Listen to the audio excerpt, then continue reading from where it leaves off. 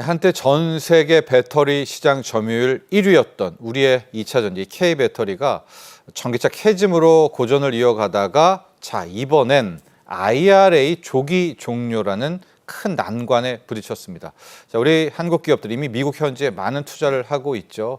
그만큼 이 K배터리 또 나아가서 K전기차 막대한 악영향을 미칠 수 있는데요. 오늘은 IRA 조기 종료에 대한 이야기와 함께 우리 K배터리 또 전기차의 전망 한번 이야기 나눠보겠습니다. 장우진 GV 인베스트먼트 이사 함께합니다. 안녕하십니까? 네, 반갑습니다. 정말 떠들썩했습니다. 이 인플레이션 감축법, 이 IRA에서 보면 이제 태양광이라든가 2차 전기차에 세액공제 혹은 생산 세액공제를 주는 건데 네. 이걸 조기 종료하는 법안이 일단은 등장은 한 거죠. 개정안이. 그렇죠. 그 법안부터 먼저 내용을 볼게요. 어떤 내용이 담겨 있었습니까? 일단 5월 12일에 미국 하원의 세입위원회라는 곳에서 공화당 의원들이 세제 법안을 발의했습니다. 그러니까 이 위원회에서 발의가 된 것이기 때문에 이 위원회에서 또 공청회를 거치고 이 법안에 대한 논의를 거친 이후에 투표를 하게 되는데 이건 아직 어떻게 될지는 불투명한 상황이고요. 주요 내용을 보면 두 가지로 나눌 수 있습니다. 그러니까 전기차와 관련된 내용이 있었고 신재생에너지 관련된 내용이 있었는데 맞아요. 전기차 관련된 내용만 우선 보면 신규 전기차 구매 세금 공제가 있었는데 이것을 2026년 12월 31일부로 종료하겠다. 그러니까 2027년부터는 세액 공제를 없애겠다라고 얘기한 거였고요. 그겁니다. 네, 원래는 이제 7,500달러를 지원한 세액 공제였고 2032년이 원래는 종료 시점이었는데 이걸 6년을 앞당긴 겁니다.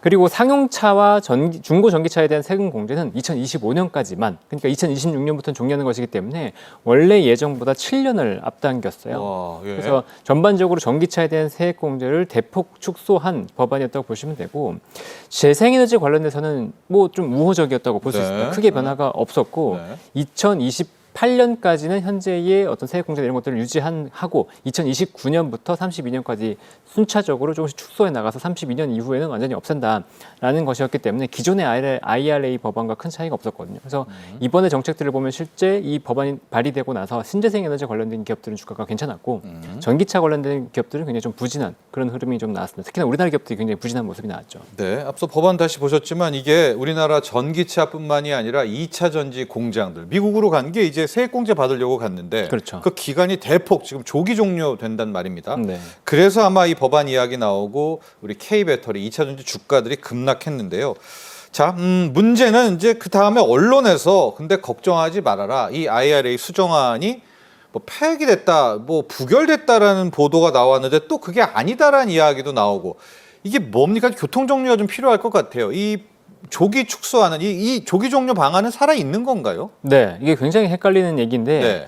일단은 방금 얘기하신 건 트럼프 정부 행정부에서 발의한 이제 법안이고 이게 One Big Beautiful Bill Act라고 해서 대규모 세금 감세안을 포함하고 있는 정책입니다. 그러니까 메디케이드 축소를 비롯해서 전반적인 신생아 지원이라든가 이런 감세안, 보조금 지급 이런 내용인데 그런 법안이 18일 그러니까 미국 시간 18일에 처음에는 부결이 났어요. 공화당 의원 4명이 반대를 했는데 그 반대를 한 이유가 뭐였냐면 이렇게 하면 재정 적자가 너무 확대된다라는 거였어요. 그러니까 그 반대를 생각하면 IRA 축소를 반대하는 그런 내용이 아예 아니었던 거고요. 그 이후에 민주당과 합의를 통해서 이 법안 자체는 통과가 됐습니다. 그래서 감세안이 확정이 됐어요. 그러니까 근데 이 법안은 어디 법안이냐면 예산위원회에서 법안입니다. 예산위원회. 예산위원회에서 커미티를 지금 찬반 투표를 통해서 통과한 거고 아까 얘기 드렸던 IRA 폐지 법안은 세입위원회에서 하고 있는 거예요.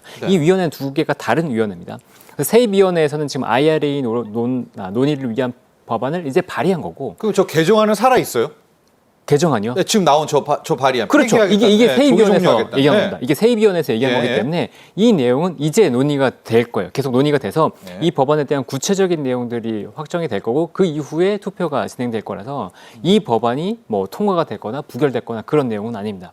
어쨌건 예산위원회에서 발의됐던 법안 자체는 통과됐다라는 걸 염두에 두시고 그다음에 IRA 관련된 법안은 지금 진행되고 있다. 근데 그러면 이런 법안이 왜 지금 IRA 관련돼서 왜 축소가 되고 있고 IRA가 뭐냐라는 거잖아요. 근데 IRA 자체는 이게 인플레이션 리덕션 액트인데 뭐 법안 자체는 코로나 때의 인플레이션을 줄이겠다고 발의가 됐어요. 바이든 때 나온 거죠. 네, 바이든 정부 때 나왔죠. 근데 실제로 보면은 뭐 보조금을 지급하면서 전기차나 이런 구매 금액을 낮추는 거였어요. 전기차 구매 금액을 낮추면 사람들의 소비의 금액이 낮아지니까, 전체적인 금액이 낮아지니까 인플레이션이 낮아질 거다. 이런 계기로 들어왔던 것이고, 그러면 공화당 들어와서는 왜 이런 정책을 뒤집으려고 하는 것이냐라는 건데, 공화당, 특히나 트럼프 같은 경우에는 이런 신재생 에너지에 대해 굉장히 부정적입니다. 예. 일단 환경 오염에 대한 이슈 자체가 이거는 약간 조작된 음모다라고 얘기하는 사람이기 때문에 환경 보호를 위한 정책이 필요 없다라고 얘기하고요. 그다음에 더 이제 구체적으로 보면 이렇게 표면적으로 얘기하자면 이유가 있어요. 이 IRA 관련된 얘기들을 왜 축소시키려고 하냐면 트럼프가 인식하고 있는 건 미국의 전기는 굉장히 부족하다는 거거든요. 네. 그러니까 전기가 부족한 상황에서 전기차가 무작정 확장이 되면 지금 전력난이 굉장히 심화될 거라고 보는 거죠. 그래서 이번에 공화당에서 발의한 내용도 보면 신재생 에너지는 거의 유지하잖아요. 왜? 전력이 부족하니까 전력은 빨리 확충이 되거든요. 그렇죠. 네. 근데 그렇지만 전기차가 빨리 확산되는 건 완전 다른 문제입니다. 전기차가 빨리 확산이 돼버리면 전력 부족이 더 심해지기 때문에 특히나 지금 AI 관련된 AI 관련된 데이터 센터의 투자가 굉장히 확산되는 국면에서 현 상황에서 전기차를 확산되는 건 부담스럽다고 내부에서 판단한 것 같아요. 그래서 IRA 관련된 법안을 좀 축소해야 되고 또 여기 추가적으로 뭐가 있냐면 IRA 관련해서 이 AMPC 보조금이라고 하는 건 결국은 재정의 지출을 의미하기 때문에 재정 지출을 줄이기 위해서라도 뭔가 줄이는 내용이 필요한데 마침 전 정권에서 발의했던 이 개정 IRA 가능성이 있네요. 그렇죠. IRA를 축소하면서 하려고 하는 그런 공화당의 움직임은 충분히 가능성이 있다라고 이제 볼 수 있는 거죠. 자, 앞서 표를 봤지만 이 IRA 개정안이 아직 살아 있습니다. 좀 더 논의를 거쳐서 이게 통과가 될지 부결이 될지는 봐야 될 것 같은데 그 내용 보시면 알겠지만 전기차, 2차 전지에는 직격탄 아닙니까? 보조금 그렇죠. 안 주고 세금 안 준다면 힘들 수밖에 없는 거 아니에요? 네, 맞습니다. 네, 그래서 사실은 공화당 내부에서 반대가 있기는 해요. 왜냐하면 공화당 내부에서 보면 공화당 텃밭인 지역에서 뭐 전기차 생산이 많거나 그럴 수도 재생에너지 있죠. 생산이 많다 그러면 당연히 반대를 할 텐데 이게 이제 통과가 쉽지 않을 것으로 보이는 이유 몇 가지가 또 있어요. 통과가 될 것으로 보이는 이유도 있고 안 될 것으로 보이는 이유도 있는데 일단 쉽지 않을 것이라고 판단하는 이유 중에 하나는 일단 지난 3월에 공화당 소속 하원은 21명이 IRA 세액 공제 존치를 요구하는 서한을 보냈습니다. 그래서 세액 공제를 폐지하면 예산안 처리에 반대하겠다고 했어요. 근데 이렇게까지 강하게 반대한다고 하면 좀 쉽지 않겠네라고 얘기 나오는 거고 상원 의원 중에서도 4명이 반대한다고 표명했는데 현재 이제 구도를 보면 상원의 구도를 보면 공화당이 53명, 그다음에 민주가 45명, 무소속이 2명이거든요. 그래서 4명이 돌아서면 법안이 통과가 안 돼요. 그러니까 이게 그래서 안 될 거야라고 얘기하고 있는데 또 약간 이제 바뀐 걸 보면 공화당 하원에서 발의한 법안을 보면 신재생 에너지는 괜찮잖아요. 네, 살려줬죠. 그러니까 신재생 에너지를 중심으로 한 지역은 또 상원이든 하원 의원이든 돌아설 수 있거든요. 그래서 통과될 가능성을 오히려 좀 봐야 될 수 있다라고 생각을 하고 있고 그다음에 아까 예산위에서 처음에 부결했다고 했던 것도 보면 공화당 내에서 재정 축소가 필요하다. 그러니까 굉장히 강경파라고 하는 게 재정 축소를 해야 된다는 부분이기 때문에 이런 IRA에 공화당은 굉장히 IRA 축소에 공화당은 굉장히 동조할 가능성이 높다라고 볼 수 있습니다. 네, 이게 이제 조기 종료가 될지 안 될지는 모르겠지만은요. 만에 하나 이런 혜택이 사라진다면 무슨 문제가 있냐면 이 K 배터리의 이 우월성, 그러니까 여러 가지 실력 외에 가격 경쟁률을 보면 이제 중국 배터리가 있지 않습니까? 그렇죠. 중국 배터리 공격이 심한데 지금 현지 공장을 지으면 혜택을 주기 때문에 우리가 중국 배터리보다 유리한 건데 네. 현지에 공장을 지어도 뭐 혜택을 안 준다면 중국 배터리 쓰나 한국 배터리 쓰나 뭐 똑같지 않은 거겠습니까? 현지에서도? 그렇죠. 중국 배터리한테 더 유리한 상황 되는 거 아니에요? 이렇게 하면?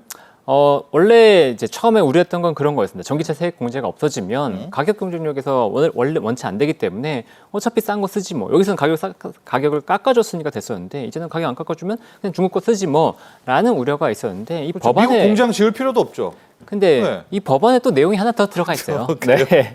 법안에 어떤 내용이 네. 들어가 있냐면 중국을 견제하는 안이 들어가 있습니다. 네. FEOC라고 해서 이제 PFE라고 하는 적성 국가들이 있어요. 그러니까 중국, 러시아, 그다음에 이란, 북한 이런 국가들에서 부품을 조달하거나 이런 것들을 경계한다는 건데 이런 FEOC, 그러니까 이런 그 국가들이나 단체, 기관 이런 곳에서 지분이 25% 이상이면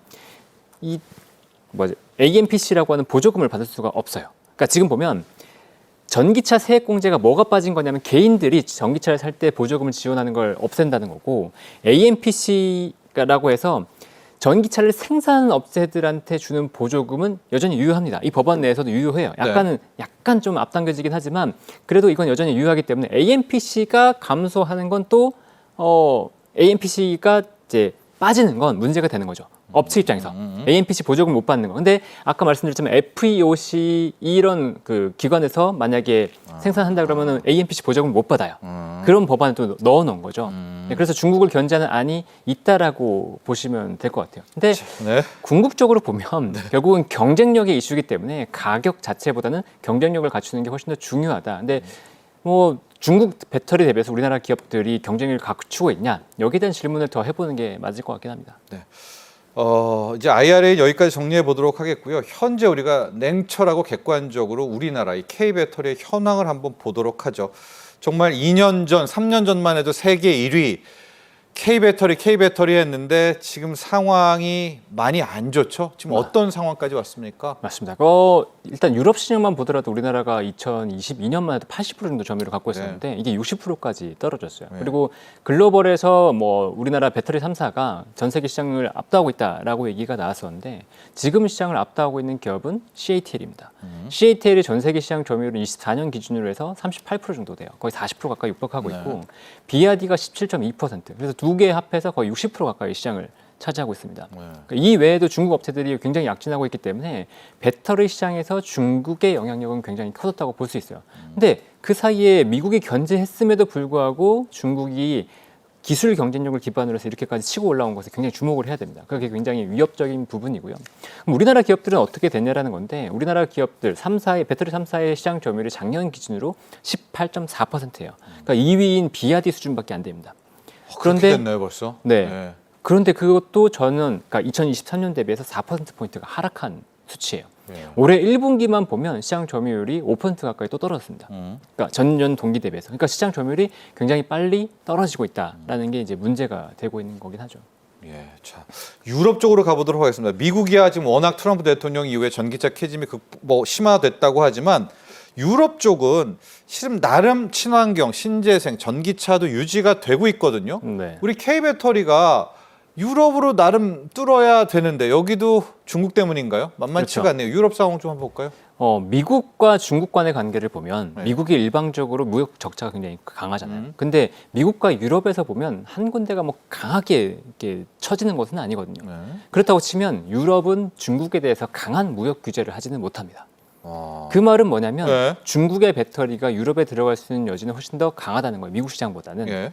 그렇기 때문에 CATL이 유럽 쪽으로 굉장히 강하게 지금 손을 뻗치고 있습니다. 그러니까 그 전까지는 중국 업체들이 중국 내에서 시장 점유율을 확대시키면서 경쟁력을 갖췄다면 이제는 시장을 확대하려고 하고 있는데 미국은 어렵죠. 미국은 어려운 상태에서 유럽을 공략하고 있다. 이것에 이제 전면적으로 드러나는 게 뭐냐면 CATL이 최근에 이제 그러니까 IPO를 준비하고 있어요. 원래도 선정증권거래소에 IPO를 했었는데 이번에 두 번째로 홍콩 거래소에 상장을 합니다.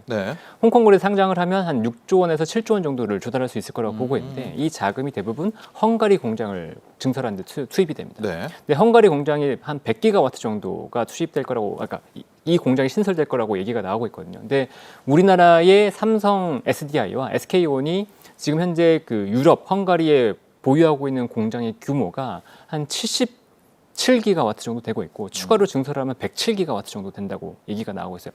현재 갖추고 놓아 있는 캐파가 그런데 지금 CATL이 한 번에 증설하는 게 이 두 개 회사에 합친 것보다 크기 때문에 유럽 시장을 굉장히 강하게 공략을 하고 있고 이미 그 시장에서 수요가 어느 정도 보였다고 판단할 수 있는 거죠. 그만큼 공격적으로 뭔가 증설한다는 건. 근데 최근에 기사들을 보면 CATL이 고객사 확보가 굉장히 많이 돼 있어요. 벤츠와도 계약을 했고 폭스바겐이라든가 BMW와도 계약을 했고요. 그다음 스텔란티스와도 합작 공장을 설립한다든가. 그러니까 이게 보면 기존에 우리나라 업체들이 다른 해외 업체들과 적극적으로 제휴하면서 뭔가 배터리를 생산하고 시장을 주도하는 것으로 보였는데 지금 보면 중국 업체들도 그 못지않게 시장을 빠르게 그리고 자기들만 하는 게 아니고 다른 업체들과 제휴하면서 빠르게 시장을 확대하고 있다는 게 굉장히 무서운 점인 거죠. 아니 그럼 객관적으로 말해서 우리가 밀리는 겁니까? 뭐 가성비나 아니면 실력 쪽에서 밀리나요? 우리 중국 배터리한테? 안타깝지만 상당한 부분에서 밀리고 있습니다. 그러니까 우리나라 그래요? 배터리 3사들이 잘하는 부분은 NCM이라고 예, 해서 3원계죠. 네, 3원계 배터리입니다. 그러니까 3원계 배터리라고 하는 건 밀도가 높은 배터리였거든요. 근데 중국에서 잘하는 배터리는 LFP라고 하는 배터리였습니다. 리튬 인산 철 배터리인데 밀도는 떨어지지만 안정성은 높고 가격은 싸다라고 했던 배터리인데 이 LFP 배터리의 밀도가 굉장히 높아지고 있는 거죠. 네. 그러니까 LFP의 배터리의 밀도가 높아지면 NCM 배터리를 왜 써? 라는 얘기가 되고 가격 있어요. 경쟁력이 있으니까. 그 가격 경쟁이 떨어지니까. 그래서 LFP 배터리가 굉장히 빠르게 치고 올라오면서 유럽 시장에서도 NCM, 뭐 고성능에서는 NCM 쓰겠지만 LFP 쪽 혹은 중국 쓸 거야. 싸니까. 이렇게 되고 있어서 지금 시장에서 우리나라 업체들은 굉장히 고전을 하고 있다라고 보면 좋을 것 같습니다. 앞서 우리 K배터리의 실적표 보셨죠? 이제 회사도 굉장히 힘듭니다. 다만 지금 보면 우리 기업들도 여기서 물러나지 않겠다. 대규모 자금 조달 나서고 있거든요. 회사채 발행도 하고 또 유상증자도 하고 생존 투자다 이렇게도 이야기를 하는데 이 부분은 어떻게 볼까요? 이런 식으로 좀 마지막 위기를 극복하는 하나의 단초가 될 수 있을까요? 어떻게 보십니까? 저는 긍정적인 얘기를 가급적이면 하고 싶은데 네. 좀 안타깝습니다. 이게 삼성 SDI가 최근에 보면 1조 7천억 정도의 유상증자를 했고 네. 포스코 퓨처엠도 1조 1천억 정도의 유상증자를 했어요. 당연히 이제 투자를 위한 것이고 시설 투자라든가 M&A들을 위한 자금을 확보한 거고 어쨌든 노력을 한다는 거는 긍정적인 부분입니다. 그런데 아까 제가 앞서서 얘기했던 게 CATL이 IPO를 조달하는 금액이 7조 원이에요. 네. 그러니까 작은 규모에서 우리나라가 이미 자금 투자에서도 밀리고 있습니다. 그리고 우리나라는 아까 잠깐 말씀 주셨던 것처럼 말 그대로 생존 투자예요. 네. 생존을 위해서 미래를 걸고서 어떻게든 투자를 해서 뭔가 이겨내야 된다라는 건데 보통 이런 생존 투자들은 언제 발생하냐면 치킨 게임 상황에서 많이 발생을 하거든요. 네. 그러니까 가격 경쟁이나 이런 것들 시장이 좁은 상태에서 어떻게든 이겨내고 누가 이기나 보자. 네, 이걸 이겨낸 다음에 앞서 나간 사람 시장을 주도할 수 있다라는 건데 문제는 지금이 치킨 게임 상황이 아니라는 거죠. 그러니까 시장은 캐즘을 겪고 있고 어려운데 CATL은 이미 이익이 나오고 있는 상태예요. 네. 우리나라 배터리 3사 기업들은 적자를 보고 적자고요. 있고 그나마도 LG 에너지솔루션이 흑자를 보고 있는 건 미국의 AMPC라는 보조금 때문이거든요. 네. AMPC를 제외하면 적자입니다. 근데 중국 업체들은 미국의 AMPC 보조금이 없는 상태에서 이미 흑자가 나고 있어요. 이 말은 우리나라 기업들의 경쟁력이 그만큼 안 되고 있고 이 회사들은 이 흑자를 기반으로 충분히 투자가 계속해서 선순환이 일어날 수 있기 때문에 앞으로의 경쟁력 자체가 더 심화될 수도 있다는 우려가 있는 거죠. ESS는 어떻게 보십니까? 지금 워낙 신재생이 뭐 다시 주목을 받고 있고요. 국내에서는 더 태양광 풍력도 조명받고 있지 않습니까? ESS 여기도 배터리가 들어가기 때문에 뭐 트럼프 대통령이 중국을 눌러준다면 K배터리에서 ESS로 탈출구 찾을 수 있다. 이 부분은 어떻게 바라보고 계십니까? 일단 ESS는 굉장히 활용성이 높습니다. ESS를 잘 모르시는 분들을 위해 설명을 하면 뭐 예를 들어 태양광이나 풍력 같은 경우에는 전력 발전이 일정하지가 않잖아요. 그러면 이 전력을 저장을 해놔야 될 텐데 그거를 대규모 배터리 공간을 통해서 저장하겠다라는 게 ESS의 저것도 배터리죠. 그렇죠. 네. 네. 그러니까 이제 배터리를 통해서 저장하니까 당연히 다양한 배터리가 들어가는데 우리가 전기차에서 NCM을 사용하는 이유는 아까 밀도가 높다라는 거거든요. 근데 밀도가 높다는 건 한 번 충전했을 때 멀리 갈 수 있다는 거예요. 네. 그게 장점이다. 근데 이 ESS는 밀도가 높일 필요가 없습니다. 굳이 뭐 그냥 큰 공간에다가 하니까 밀도가 높일 필요가 없고 안정성 높고 싸면 돼요. 근데 NCM 대비해서 LFP가 안정성이 높아요. 그러니까 이 ESS를 주도하는 배터리는 지금 LFP입니다. 네. 효율보다 안정성이네. 그렇죠. 네. 그 미래는 또 나트륨 배터리가 될 수도 있다라고 얘기가 나오고 있죠. 근데 이 두 가지 배터리에서 우리나라 기업들이 쳐져요.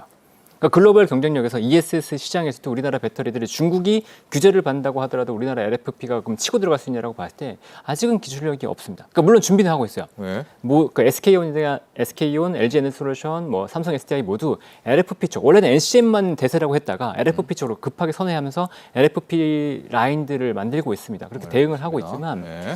경쟁력이 좀 아쉽죠. 자, 이 대목에서 우리 지금 2차 전지 투자자분들 너무나 속이 타고 애가 탈 것 같은데요. 자, 장원진 팀장님.